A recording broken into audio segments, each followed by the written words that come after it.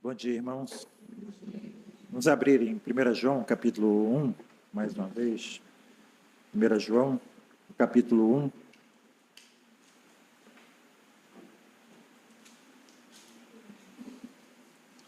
Eu gostaria de ler mais uma vez os versículos de 1 a 4. E a ênfase será nos dois últimos versículos. O que era desde o princípio, o que ouvimos, o que vimos com os nossos olhos, o que temos contemplado, e as nossas mãos tocaram da palavra da vida, porque a vida foi manifestada, e nós a vimos, e testificamos dela, e vos anunciamos a vida eterna, que estava com o Pai e nos foi manifestada. O que vimos e ouvimos, isso vos anunciamos, para que também tenhais comunhão conosco. E a nossa comunhão é com o Pai e com seu Filho, Jesus Cristo. Estas coisas vos escrevemos para que o vosso gozo se cumpra. O que vimos e ouvimos, isso vos anunciamos para que também tenhais comunhão conosco, e a nossa comunhão é com o Pai e com seu Filho, Jesus Cristo. A Bíblia Viva verte esse versículo da seguinte forma: eu repito que lhes estamos falando a respeito do que realmente nós mesmos vimos e ouvimos, a fim de que vocês possam participar da comunhão e das alegrias que nós temos com o Pai e com Jesus Cristo, seu Filho. Aqui, irmãos, nesse versículo, e verso 3, e mais claramente, no verso 4, o apóstolo João nos revela um dos principais objetivos da epístola, que é: estas coisas vos escrevemos para que o vosso gozo se cumpra. Em outras palavras, João está nos dizendo aqui que um dos elementos essenciais da alegria verdadeira é obter e desfrutar da vida de Deus. Os irmãos devem lembrar da primeira pergunta do Catecismo Menor: qual é o fim principal do homem? E a resposta é: o fim principal do homem é glorificar a Deus e gozá-lo para sempre, ter alegria nele, ter contentamento nele. Esse é um dos elementos, principais das pregações do pastor John Piper, que fala sobre essa alegria que nós temos no Senhor. E esse é um dos grandes temas da epístola, e é um grande tema também, irmãos, de todo o Novo Testamento, E como nós já vimos nos versículos anteriores, João escreveu a respeito daquilo que ele mesmo experimentou, do testemunho dele sobre a encarnação e a ressurreição de Cristo. E o ponto que ele destaca é o fato de que o objetivo, o propósito da vinda de Jesus, da vinda do Filho de Deus ao mundo, era conceder a vida eterna a todos aqueles que o Pai lhes havia dado. E aqui, irmãos, eu quero fazer uma pausa para lembrar a vocês o significado desse termo eterno. O que é vida eterna? João não está se referindo, e o Novo Testamento não se refere somente à questão de, digamos assim, no nosso modo de entender, a respeito da duração, se nesse caso nós pudéssemos falar de tempo. Na verdade, irmãos, nós não devemos pensar na vida eterna como em termos de tempo, porque não se trata de tempo. Deus não está no tempo, Deus não está circunscrito ao tempo, nós estaremos com Ele e não estaremos mais também circunscritos ao tempo. Espero que os irmãos consigam entender. Então, nas próprias palavras de que nós dispomos nessa vida, digamos, então, em termos de entendimento, que se trata de tempo. Mas existe também um outro sentido nessa palavra eterna. Vida eterna quer dizer também uma vida com um certo tipo de qualidade. João está se referindo a isso. A vida no mundo não é apenas uma vida temporária, não é apenas uma vida limitada por num determinado número de dias. Na verdade, também, é uma vida, em um certo sentido, que é uma morte na vida. A vida fora de Deus não é, de fato, vida na descrição bíblica, na descrição do Novo Testamento e, particularmente, naquilo que João está querendo nos mostrar. A vida fora de Deus, nós poderíamos dizer que se trata meramente de uma existência, mas não de vida real.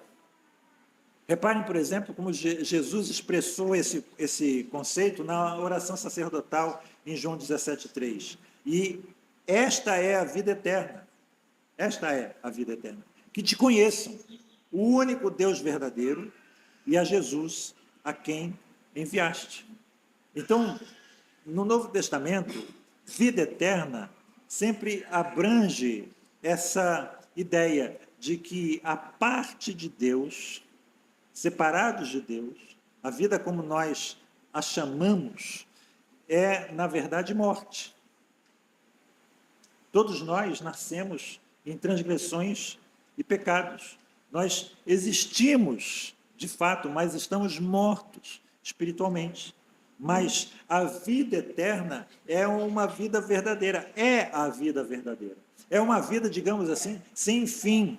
Mas, além disso, ela conta com uma qualidade, que é a vida genuína, a verdadeira vida. Num sentido em que nenhum outro tipo de vida, nenhuma outra forma de descrição de vida jamais será. E é exatamente isso, irmãos, que no dizer de João, Jesus tornou possível a todo aquele que crê no Senhor Jesus. Vejam aqui agora, irmãos, como João escreve: o que vimos e ouvimos, isso vos anunciamos, para que vocês também tenham comunhão conosco. De certa forma, a pregação é meramente uma questão de interpretação do texto. Então, em outras palavras, João está nos dizendo: eu estou escrevendo isso para vocês, para que vocês possam compartilhar a mesma experiência que nós também tivemos. O que João e os outros apóstolos, como resultado daquilo que eles viram, daquilo que eles ouviram, daquilo que eles tocaram, daquilo que eles apalparam, como resultado da crença no Senhor Jesus, a experiência que eles tiveram é algo que ele deseja que os seus destinatários também venham a ter. E note, irmãos, que as coisas que João diz aqui a respeito dele mesmo e a respeito dos outros apóstolos, de acordo com o Novo Testamento, alguma coisa que deve ser também verdade a respeito de qualquer um dos cristãos. Em outras palavras, de todos os cristãos. Qualquer cristão individualmente deve ter esse mesmo tipo de experiência que os apóstolos tiveram. E a primeira característica dessa experiência é que os cristãos devem ser pessoas que sabem aquilo pelo qual passaram, que conhecem aquilo que eles têm. Em outras palavras, irmãos, o que eu quero dizer é que essa experiência cristã, ela é definida e é certa. Nós anunciamos a vocês o que nós vimos e ouvimos. Se nós não sabemos o que nós temos, como nós podemos desejar que os outros venham também a ter? Então, esse é digamos, o ponto de partida. Mais uma vez, a experiência cristã não é algo vago, não é algo indefinido, não é algo incerto. Trata-se de uma experiência bem definida. Os verdadeiros cristãos sabem aquilo que eles têm, e eles estão certos a respeito daquilo que eles possuem, eles não se encontram em dúvida sobre aquilo que lhes aconteceu, eles sabem exatamente onde eles estão no que concerne a sua posição pessoal dentro da fé. Escrevemos essas coisas de João para que a alegria de vocês seja completa, diz ele no verso 4, para que vocês compartilhem daquilo que nós também temos. e nós não podemos convidar ninguém a compartilhar conosco aquilo que nós não sabemos com exatidão o que temos a compartilhar. E eu estou falando aqui de quê, irmãos? Eu estou falando aqui dessa grande doutrina, né, do Novo Testamento, da certeza da salvação. Muita gente considera que os cristãos são pessoas presunçosas. Dizem que ninguém deveria ser capaz de dizer tal coisa. Mesmo ramos dentro do cristianismo não acham que nós devemos dizer isso. Eu me lembro sempre de um bispo católico que, já perto da morte, perguntaram a ele: o senhor sabe para onde vai? O senhor vai para o céu? E ele disse assim: eu não sei, eu espero que sim. Já no final da vida, aquele bispo católico dizia que não podia ter certeza. Os grandes ramos do cristianismo dizem que você pode ter certeza de que está salvo hoje, mas amanhã, quem sabe? Você pode vir a cometer algum pecado grave, você pode vir a negar a Cristo, e assim você pode vir a perder a salvação. Então, nenhum de nós, dizem essas vozes, deveria ser capaz de reivindicar essa posição de absoluta certeza e convicção de que nós estamos salvos e salvos para sempre. Mas o Novo Testamento não nos dá espaço para esse tipo de questionamento. Diz João: nós lhes proclamamos, eu escrevo, não porque eu estou buscando ou procurando a verdade, mas eu estou escrevendo para vocês porque eu a encontrei. Os cristãos não são homens e mulheres que esperam ser salvos. São homens e mulheres que já experimentaram a salvação, que já têm certeza disso. Eles têm, não existe incerteza. Nós sabemos em quem temos crido. E nós sabemos que Ele é poderoso para guardar o nosso depósito até aquele dia. Eu não estou dizendo que 100% dos cristãos, né, têm essa certeza da salvação. Né? Não estou dizendo que nós não podemos ser cristãos sem que nós tenhamos essa certeza. Mas eu estou dizendo o seguinte, que se nós queremos ter a experiência descrita no Novo Testamento, se nós queremos ser como os santos dos séculos anteriores, então nós precisamos ter essa certeza.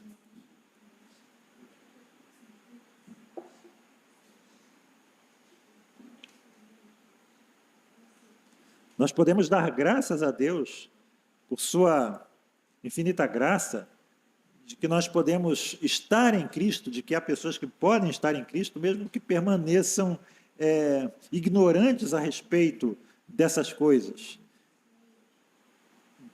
É uma parte da nossa fé que a certeza da fé não é essencial à nossa própria salvação, mas é essencial à alegria da salvação. E nós podemos também, irmãos, retirar dessa afirmação de João uma segunda grande verdade. Os cristãos não são apenas pessoas que sabem aquilo que elas têm. Os cristãos são pessoas que também desejam que todas as outras pessoas venham a ter aquilo que nós temos também. E isso, irmãos, é uma das provas a respeito daquilo que nós realmente temos. João escreve a sua epístola para responder a pergunta: como eu posso saber que eu sou salvo?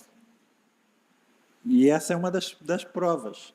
Você realmente deseja que todas as outras pessoas venham a ter aquilo que você tem? Nós lhes anunciamos o que vimos e ouvimos. Por quê? Para quê? Para que vocês também tenham comunhão conosco. João queria que os destinatários da sua epístola tivessem aquilo que ele e os outros apóstolos possuíam. Isso também mostra que todas as pessoas que realmente, que verdadeiramente passaram pela mesma experiência de João, por essa experiência que é cristã, neotestamentária, também vão desejar que outros passem por essa experiência. Vocês estão reparando que nós estamos aqui na Epístola de João, lidando com testes que vão definir a nossa posição como cristãos.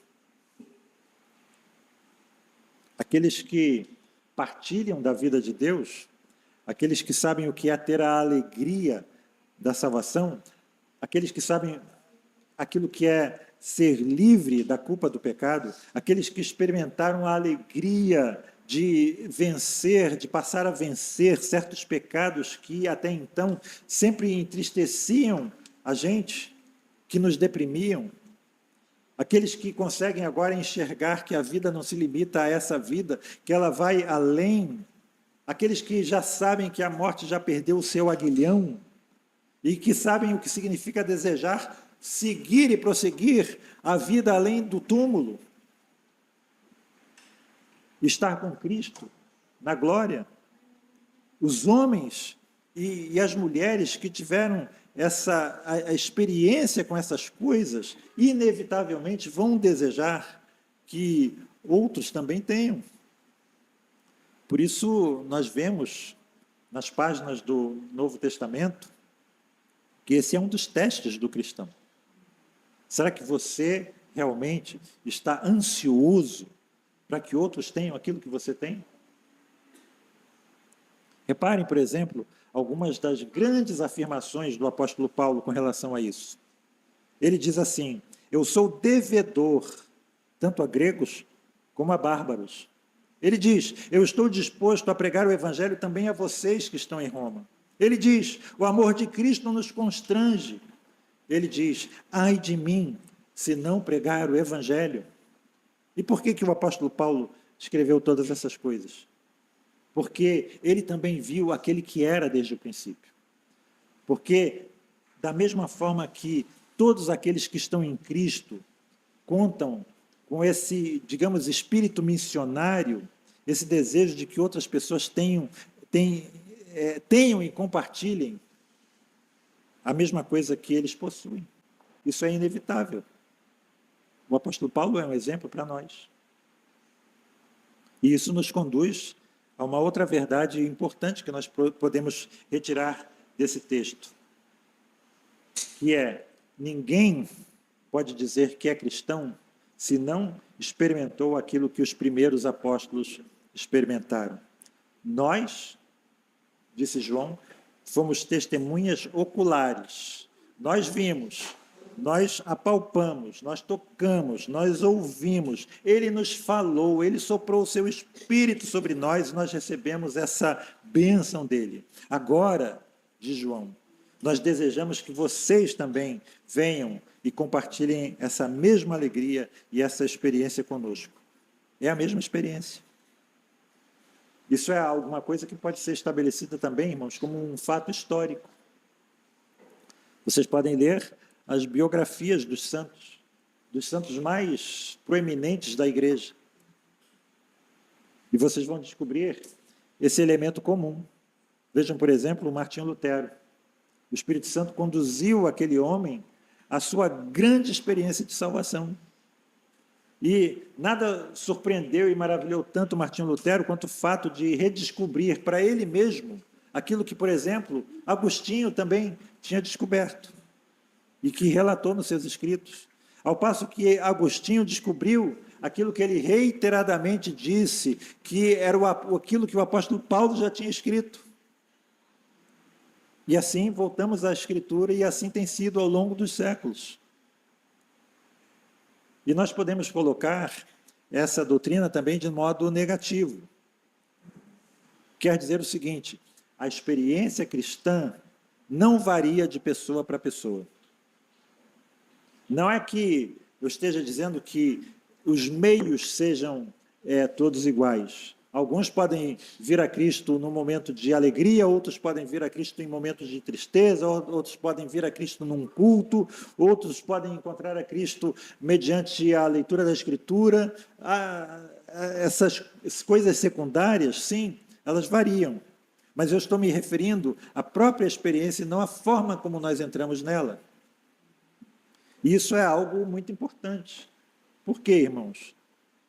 Porque não importa a sua origem, não importa a sua cultura, não importa a sua constituição psicológica, não importa o seu temperamento natural, todos nós passamos essencialmente pela mesma experiência. Alguns de nós são mais extrovertidos e impulsivos, alguns de nós são mais lógicos e racionais, alguns de nós têm uma tendência maior à morbidez, digamos assim, mas a glória é que todos nós temos a mesma experiência central. A fé cristã pode fazer uma pessoa mórbida e pessimista a se regozijar. É capaz de tornar alguém que via as coisas de forma sempre negativa, a fazer com que ela passe agora a se regozijar na tribulação.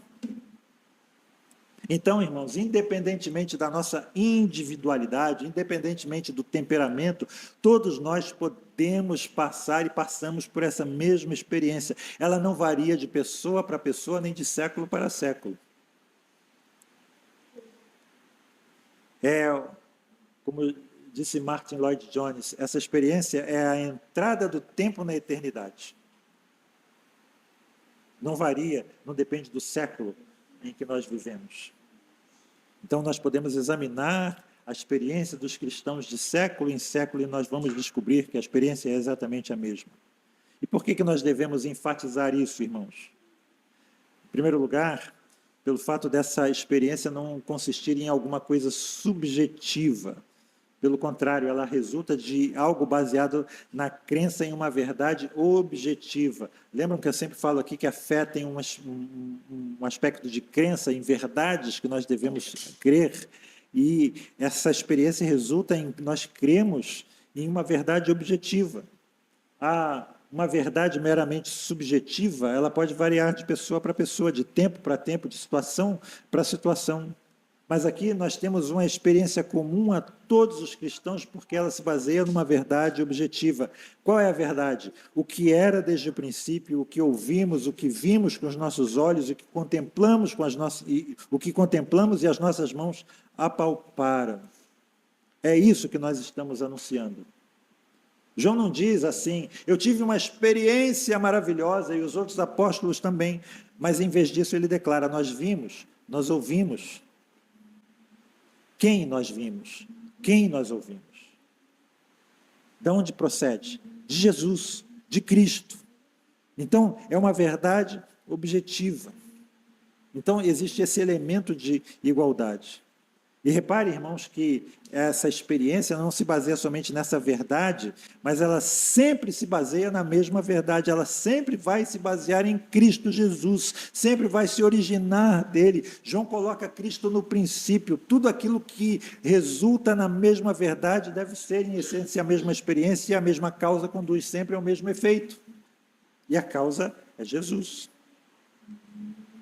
Uma outra forma de dizer é que a experiência cristã se baseia no recebimento da vida eterna, e Deus é o doador da vida eterna em Cristo Jesus, o mesmo doador, a mesma dádiva e a mesma experiência.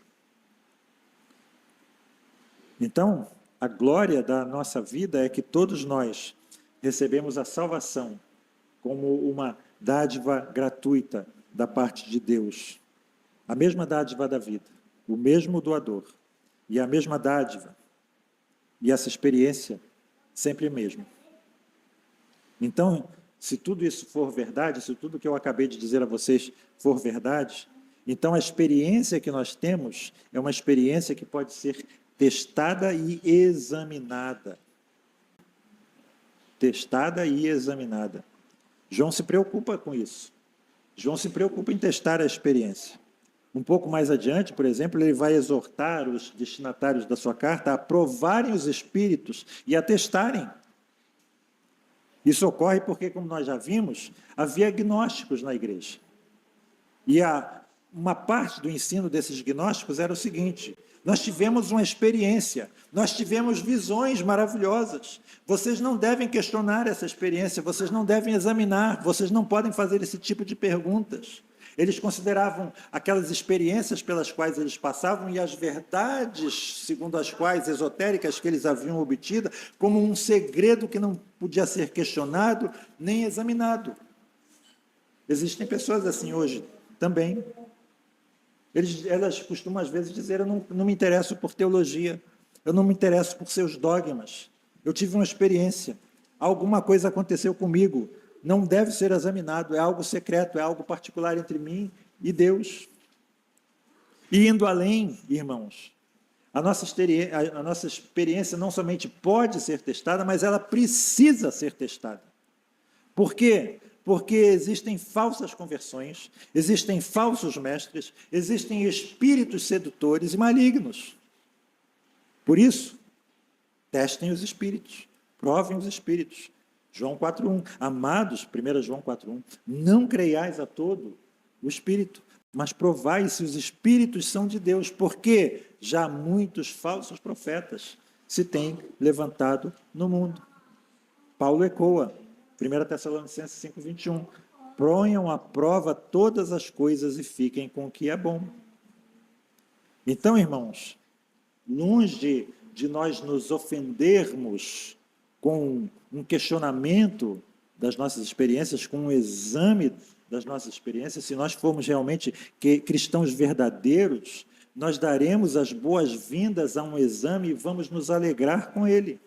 E o teste é claro, não é outro senão o da própria palavra de Deus.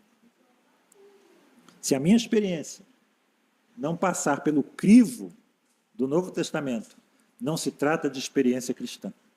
Ela pode ser maravilhosa, pode ser emocionante, posso ter recebido visões, posso ter obtido a capacidade de fazer milagres, mas isso não vai ter nenhuma importância se a minha experiência não corresponder àquilo que o Novo Testamento está nos dizendo.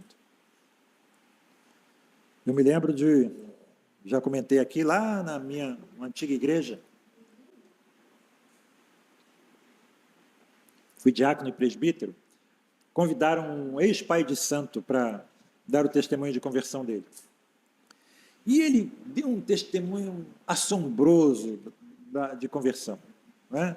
Ele dizia que fazia coisas do arco da velha no tempo que ele era um servo de Satanás, segundo as palavras dele. Que tinham colocado uma bola uma bilhazinha de aço dentro do crânio dele, que ele tinha ficado enterrado por 7 dias, que um monte de coisas assim, que ele tinha sido pai de santo de ator tal, de atriz tal, de diretor tal, da rede tal, de televisão, né, e coisas que valha, e que depois que ele se converteu, ele recebeu a revelação que os inimigos dele ele estava descendo de Juiz de Fora para o Rio, tinham cortado o manguito do freio do carro dele, e o carro estava sem freio. E aí ele disse, vou provar que meu Deus é poderoso. E ele desceu de Juiz de Fora para o Rio, desceu a serra, né, com um carro sem freio. E coisas assim maravilhosas. E depois abriram para perguntas. E uma das perguntas eu disse, o senhor tem alguma evidência, alguma prova, alguma matéria jornalística de que aquilo que o senhor está dizendo é a verdade? Qual foi a resposta que ele me deu? Vejo que há um incrédulo no nosso meio. E é interessante, irmãos, como dentro de uma igreja dita presbiteriana, as pessoas se intimidaram com ele. Não podemos questionar. Questionar é ser incrédulo. Quem gosta de ser chamado de incrédulo? Você gostaria de ser chamado de incrédulo? Você se intimida. Mas nós não devemos nos intimidar. Por isso, por último, irmãos, para acabar, essa experiência é uma experiência que é possível para todas as pessoas. Nós lhes proclamamos o que vimos e ouvimos, para que vocês também tenham comunhão com o outro. Então, irmãos, nós precisamos dar graças, porque essa não é uma experiência somente para os apóstolos. Pelo fato deles terem estado com Cristo, viram a Cristo, mas ela também, de João, é possível para nós. Nós precisamos compreender isso. Será que alguma vez nós não nos quedamos pensando coisas assim? Se ao menos eu pudesse ter vivido naquela época, se ao menos eu pudesse ter vivido quando Jesus estava aqui em carne, encarnado nesse mundo, se eu apenas pudesse ter olhado para ele, não seria mais fácil de crer? Mas isso é um erro. Nós lhes proclamamos o que vimos de João. A experiência é possível para vocês, como foi para nós. É o que João está dizendo. Vocês nunca ouviram, nós o vimos, mas vocês podem ter a mesma experiência, sem tê-lo visto, que nós tivemos tendo-o visto. Não foi apenas para os primeiros apóstolos, mas é também para nós. Por isso, irmãos, nós não podemos jamais ler esses escritos de Paulo, de João e de Pedro, dizendo assim, isso era certo para eles, mas não para mim. Vocês entendem aquilo que João está tratando? Ao vocês lerem esses versículos, vocês podem dizer, sim, sim, eu sei do que ele está falando. Eu sei aquilo eu sei o que significa quando ele fala sobre um novo homem e um velho homem. Eu sei o que ele quer dizer quando ele fala sobre a influência do Espírito Santo. Você pode dizer isso?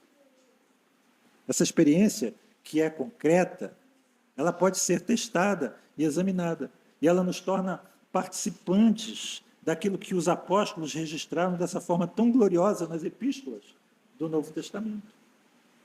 Então, irmãos, que Deus nos conceda essa graça de nos examinarmos à luz dessas verdades.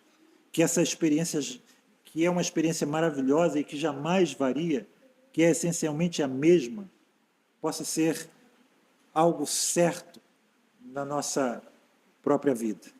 Que nós possamos nos certificar pelo Novo Testamento de que nós somos realmente participantes dessa mesma experiência apostólica. Eu gostaria de terminar lendo 1 Pedro 1, 7 e 8, para que a prova da vossa fé,